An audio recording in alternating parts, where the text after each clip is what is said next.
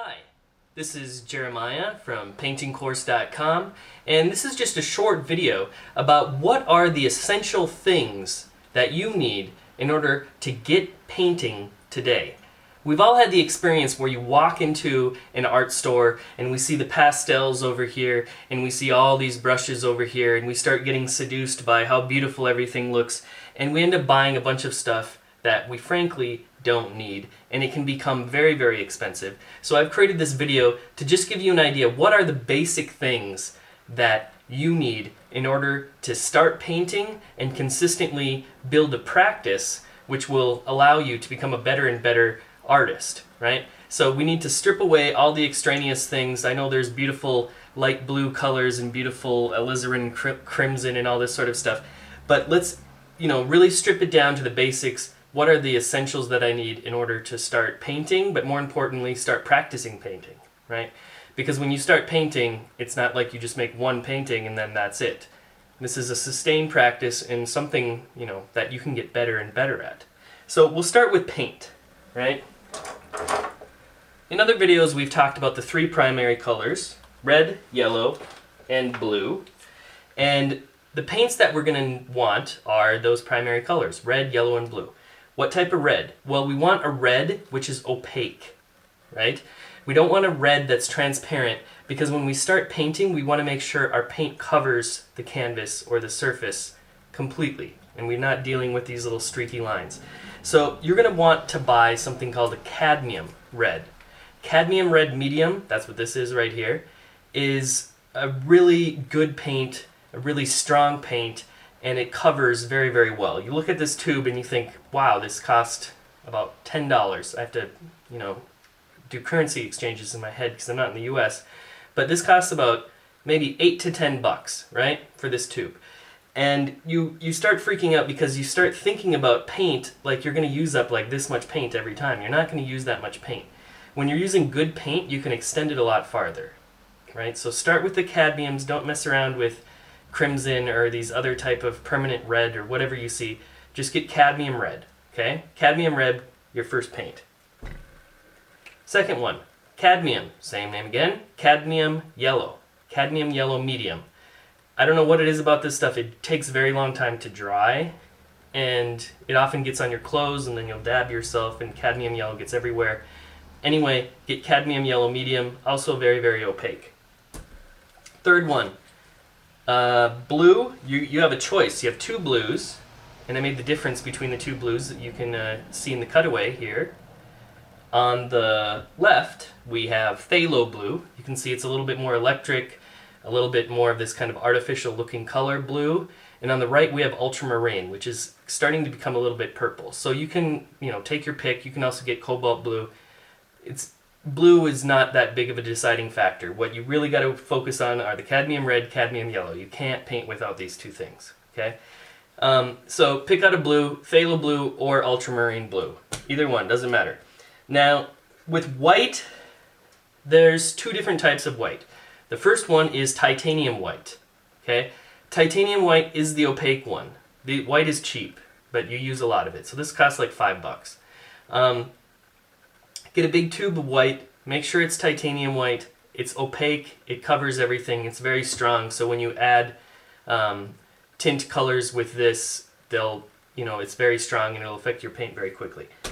The other type of white, I kind of hate this white, is zinc white, but people still use it, so I decided to include it. I got it by accident, but zinc white is just a little bit more transparent, okay? So you can use zinc white, but it's going to be a little bit more transparent. If you want a white that totally, totally covers your painting, then start with titanium white. That's what we're going to start with. Good? So the next thing you want to do is get some brushes, right?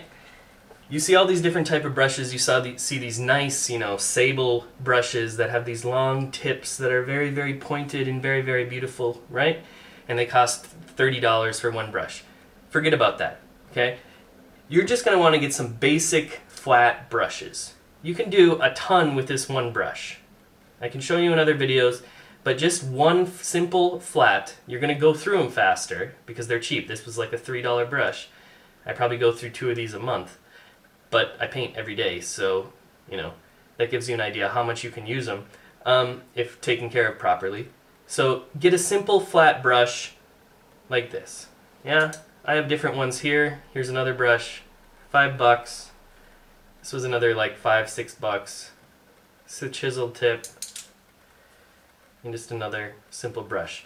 When you get a brush, you want to make sure that the bristles should be a little bit springy. Okay? You don't want something that has a lot of give, because if something has a ton of give, it's harder to control on the canvas. So you want something you can really move around, and that's why these flats are really good. You can hold them in different ways. Good. Start with a flat. Okay? Now we need something to clean our brushes with. We're going to clean our brushes with paint thinner.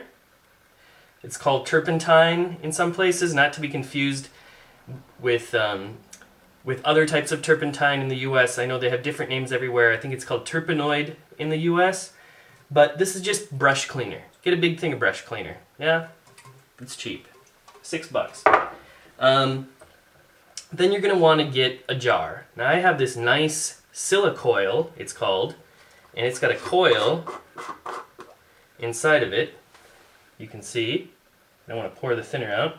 But it's got a little coil inside of it, and when you drag your brushes on it to clean them, it just kind of moves very gently, and it's nice, and it's a really gentle, good way to clean your brushes. It also has this screw on top, which is very secure, so you can take it in a backpack or something if you want to go outside. Yeah, so get a jar with a tightly closing lid to keep your paint thinner in. This is expensive. I don't know why. It was like $30 for this thing, for a jar with a coil inside of it. But you can also just take, whatever, a peanut butter jar or something. Glass is better than plastic. And make sure it has a tight, tightly screwing lid on it.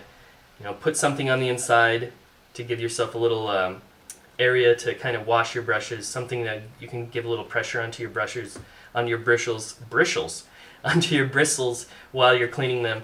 But get a basic jar, yeah? Gesso. Now, there's two types of gesso. I don't use the typical gesso, so I can't show you it, right? But just understand that gesso does exist. And it's white, and it comes in cans similar to this, right? This is medium, which is transparent, but what gesso does is it coats the surface of your canvas or your masonite or whatever you're painting on, and it creates a protective layer on that. And that layer will protect the wood or the canvas, fibers in the canvas. It protects them from oil paint and linseed oil and the varnishes that we put on, and all these things will eat away at canvas, right? It'll eat away at the wood. So if you want your paintings or canvases to exist in the next 1,000 years and also create, a surface which helps you, it prepares the surface and primes it. That's why it's called primer many times. It primes the surface for oil paint. So it creates the right type of surface, the right type of texture to start oil painting. So get some acrylic medium or some gesso, right? Probably $10.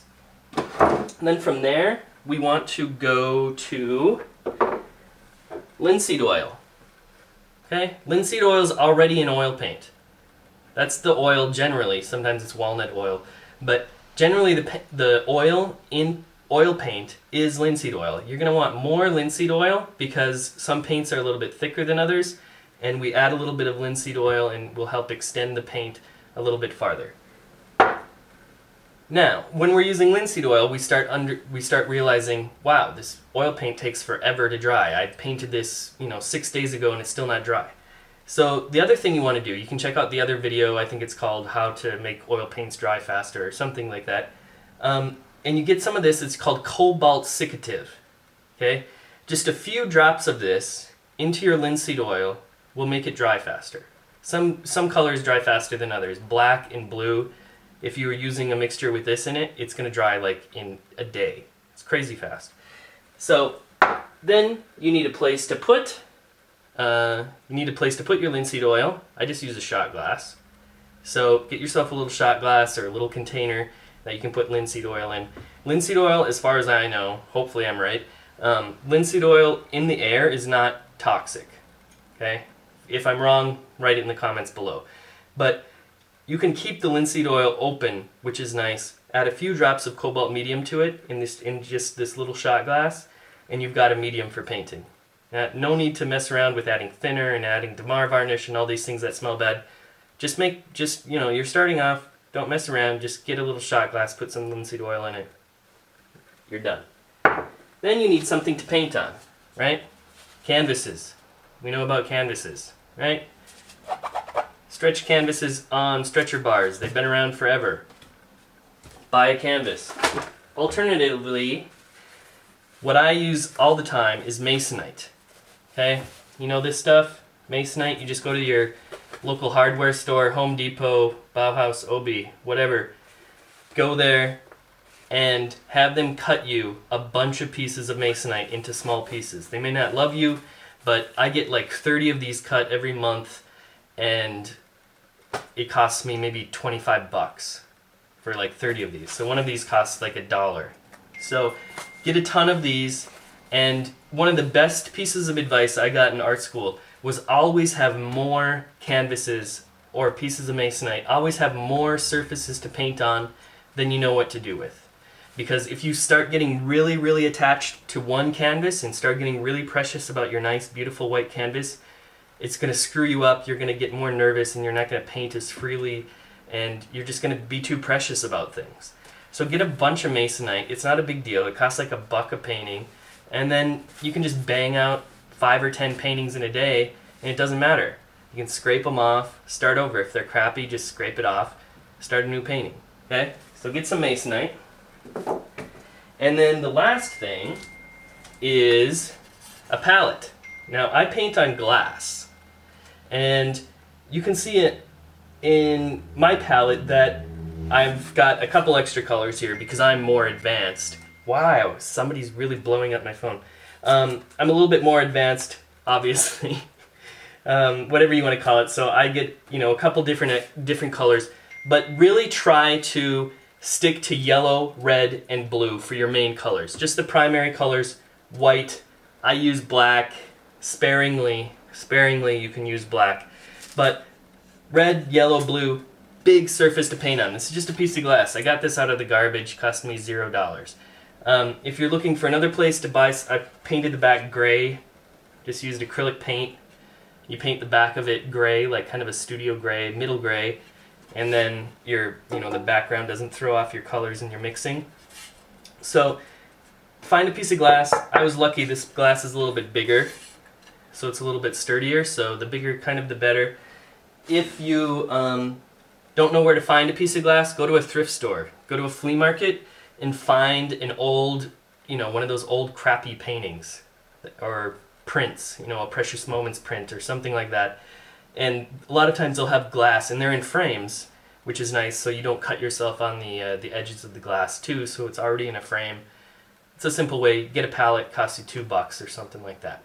So hopefully, I think that's everything. Oh yeah, when you're finished, get a little scraper, these little paint scrapers, and you can scrape off your paint or scrape off a painting with these. It says a razor blade here, and you can clean up the glass really quickly here just by scraping it off, and then your palette's ready for the next round, and your palette doesn't all get all gummed up. You want to have a clean surface to mix your paints on. Obviously, mixing your paint on your palette is as important as painting on your canvas. So hopefully that gave you a good idea of the basic supplies that you need in order to start painting today. And if you like this sort of thing, you can go to paintingcourse.com, start taking the course. I've got 2 separate workshops I'm doing this summer. One is in Prague, Czech Republic, and the second one is in Italy, in the rural countryside of Middle Italy, near Bologna, actually, in this big, beautiful villa. It's going to be awesome. But there's ridiculously limited amount of spots available. So if you're interested in doing the workshop in Prague, it's 3 weeks long. If you're interested in doing the workshop in Italy, it's 1 week long. So go to the website, look at the information, and contact me if you're interested. Thanks. See you.